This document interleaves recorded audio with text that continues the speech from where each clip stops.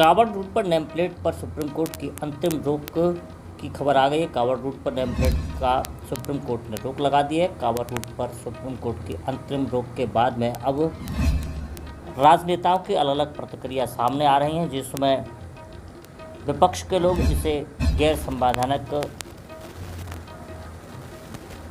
निर्देश बता रहे हैं, तो वहीं पर सत्ता से जुड़े लोग इसमें इस निर्णय को सही बताते हुए कह रहे हैं कि इसमें अपनी पहचान बताने में हर्ज क्या। उन्होंने कहा कि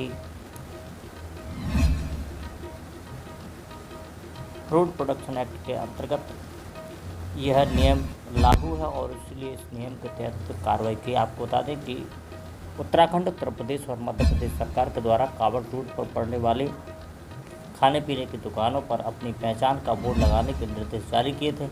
इसको लेकर के सामाजिक संगठनों के द्वारा सुप्रीम कोर्ट में याचिका दाखिल की गई थी और याचिका दाखिल होने के बाद में सुप्रीम कोर्ट ने सरकार के इस फैसले पर रोक लगा दी है और वहीं पर तीनों सरकारों को नोटिस जारी कर दिए हैं।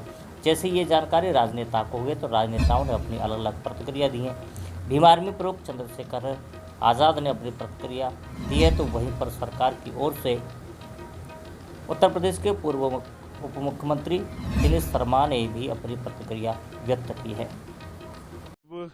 इस बात की गंभीरता को समझते हुए भारतीय जनता पार्टी और उनके नेता तो एक ही पहलू देखते हैं, क्योंकि हम जनता के बीच में रहते हैं तो सभी पहलू देखते हैं। जब हमने उसका विरोध करना शुरू किया था और क्योंकि वो एंटी कॉन्स्टिट्यूशनल था, जाति धर्म के आधार पर कोई भी भेदभाव संविधान उसकी इजाजत नहीं देता, तो ये संविधान की जीत हुई है। साथ साथ जो है जब इसका विरोध किया गया तो भारतीय जनता पार्टी के लोगों ने बहुत आरोप लगाए। कोई कहता है ये कावड़ विरोधी हैं, कोई कहता है धर्म विरोधी हैं, कोई जिसका जो मन आता है कहता है। लेकिन अब मैं जानना चाहता हूं, क्या भारतीय जनता पार्टी के मुख्यमंत्री उत्तर प्रदेश क्या सुप्रीम कोर्ट को भी धर्म विरोधी, कावड़ विरोधी घोषित करेंगे? क्या उनके फैसले, उनके ऑर्डर को भी जो है विपक्ष साबित करेंगे? सच ये है कि आज इस देश में नौजवान परेशान, महिलाएं सुरक्षित नहीं, छोटी छोटी बच्चों के रेप हत्याएं हो रही हैं, महंगाई ने कमर तोड़ दी। साथ साथ जो कर्मचारी हैं वो भी परेशान है, ना तो रिजर्वेशन प्रमोशन मिल रहा है, ना ही पुरानी पेंशन का कोई हल निकला है। तमाम तरह से 8-8 घंटे जानवरों की तरह, 12-12 घंटे, 14-14 घंटे जानवरों की तरह काम लिया जा रहा है। ये सरकार काम सुविधाएं देना होता है, छीनना नहीं होता है, तड़फाना नहीं होता। तो सरकार को बुनियादी मुद्दों पर ध्यान देना चाहिए। शिक्षा कैसे आए, ग्रामीण क्षेत्रों तक स्पोर्ट कॉलेज कैसे बने। आज स्पोर्ट पर चर्चा थी, पेरिस ओलंपिक जो हमारे खिलाड़ी जा रहे हैं, मैंने उनको मंगल कामनाएं दी। साथ साथ मैंने ये भी पूछा कि जो ग्रामीण अंचल में लोग रहते हैं उन तक वो कैसे उनकी प्रतिभा का जो फायदा देश को मिलेगा। क्योंकि मैं बहुत अच्छा क्रिकेटर था लेकिन मुझे मौका नहीं मिला। अगर मुझे मौका नहीं मिलेगा तो फिर मैं कितना अच्छा क्रिकेट खेल सकता हूं, इसको साबित कैसे करूंगा। माननीय सुप्रीम कोर्ट के जजमेंट पर तो कोई आपत्ति है नहीं। जो सुप्रीम कोर्ट आदेश दे वो सर्वमान्य है, सिर माथे पर है। लेकिन एक सामान्य प्रक्रिया है कि लोगों को अपनी पहचान प्रस्तुत करने में आपत्ति नहीं होनी चाहिए। हम किसी प्रकार का पर्दा नशीन होने के लिए जब हम जाते हैं स्कूलों में तो हम कहते हैं कि हमको पहनना हमारी पहचान है।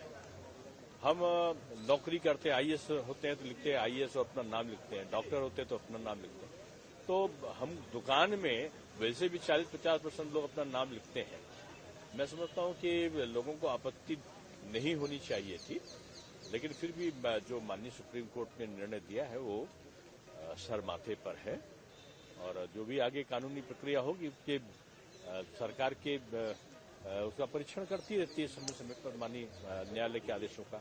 लेकिन सरकार की प्राथमिकता तो पहले यही है कि कांवड़ यात्रा सकुशल संपन्न हो, शरारती तत्व उनकी पवित्रता को भंग न करने पावे, जो नियम और कानून उनके व्रत को धारण करने में है उसका पालन कराने में सरकार सहायक बन सके।